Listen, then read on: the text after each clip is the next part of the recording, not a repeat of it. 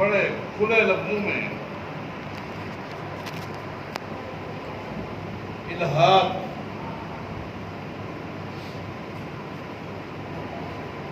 تحریت کھلے لفظوں میں پیش کی جا رہی ہے، اور چونکہ عقیدے کا تعلق نصوص کے ساتھ ہے اور ان فتنوں کا تعلق عقلیات سے ہے، اور جس شخص کے پاس قرآن و حدیث کا علم نہیں ہے، عصری علوم کی بھرمار ہے، وہ عقلی دلائل کو بڑی تیزی سے قبول کرتا ہے۔ یہی وجہ ہے بڑی تیزی کے ساتھ ان فتنوں کو قبول کیا جا رہا ہے۔ بڑے واضح الفاظ میں ہمارے کراچی کے جو مرکزی یونیورسٹی ہے، جامعہ کراچی اس میں بولتے ہیں، اس کے اندر بار پروفیسروں کے بڑے کھلے لیکچرز ہم نے سنے ہیں، جنہوں نے کہا کہ پوری دنیا کے مسلمان دن رات رو رو کر کشمیر کے لیے دعائیں کر رہے ہیں۔ ایک طرف پوری دنیا کے مسلمانوں کی دعائیں ہیں کشمیر کے لیے، دوسری طرف یہودی جو مٹھی بھر ہیں، ان کی طاقت ہے، وہ جو چاہتے ہیں وہ کر گزرتے ہیں۔ اگر اللہ ہے تو یہ دعائیں کہاں ہیں؟ پوری دنیا کے لوگ دعائیں مانگ رہے ہیں، حرم میں دعائیں ہو رہی ہیں۔ رب ہے تو پھر یہ کیا ہو رہا ہے؟ اس انداز میں لیکچر دیے جا رہے ہیں۔ تحریت کو عام کیا جا رہا ہے۔ پروفیسر عثمان ظہیر صاحب نے جو باتیں کہی ہیں بڑی وزن رکھتی ہیں۔ عقیدہ بنیاد ہے۔ المیہ یہ ہے کہ آج ہم عقیدہ توحید کا دعویٰ تو کرتے ہیں، لیکن خود ہمارے پاس ہم تو طلباء ہیں، بڑے بڑے خطباء واعظین جن کا ہمارے ملک میں نام ہے، سلفیت کا دعویٰ ہے، عقیدہ توحید کا علم ان کے پاس نہیں ہے، وہ آگے کیا پہنچے گا؟ ان کے پاس تقریباً کوئی 14-15 سال پہلے کی بات ہے، پنجاب ایک پروگرام میں شریک تھا۔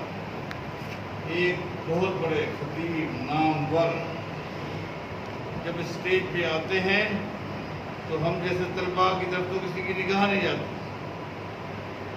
لگاتار 2 نہیں 10 مرتبہ، پتہ نہیں کتنی مرتبہ احادیث پڑھتے، ترجمہ کرتے۔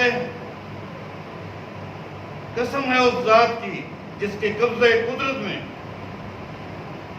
مجھے بڑی تکلیف دوستانہ ماحول میں جب میں اٹھا اور وہ بھی باہر آئے تو میں نے ان کو کہا، یہ قبضہ قدرت یہ کس چیز کا معنی ہے؟ اور پتہ ہے یہ کن لوگوں نے معنی کیا ہوا ہے؟ اس میں کیا ہے؟ عقیدے کا جنازہ اٹھ رہا ہے، اسماء و صفات کے بارے وہ سنتا رہا۔ اتفاق ہے اگلے سال خانپور میں کانفرنس ہوتی ہے سالانہ، اتفاق ہے جب میں پہنچا ان کا خطاب ہو رہا تھا اور وہی جملے، وہی انداز، وہی رٹی ہوئی بات۔ ہم کیا اصلاح کریں گے؟ ہمارے مصلحین کی صورتحال یہ ہے۔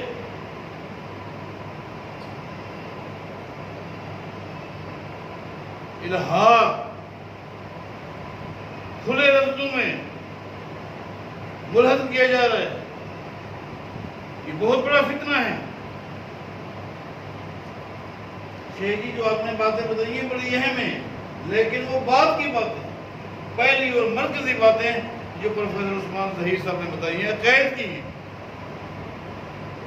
لہذا آپ نے جو ایک نظم قائم کیا اس کے تحت جو ٹیم ہے، آپ پاکستان کے سطح پر جو معروف اہل علم ہیں ان کی سرپرستی میں اور ان سے تربیت ان کو دلوائیں، ان کو بتائیں ان کے ذریعے اسماء و صفات کا علم، اسلام کا خلاصہ توحید ہے، توحید کا خلاصہ اسماء و صفات ہے۔ ربوبیت کی آیتیں، الوہیت کی آیتیں پڑھا کر دعوے کیے جاتے ہیں توحید کے، خلاصہ اسماء و صفات، یہاں پہچان ہوتی ہے، یہاں راستے جدا ہوتے ہیں۔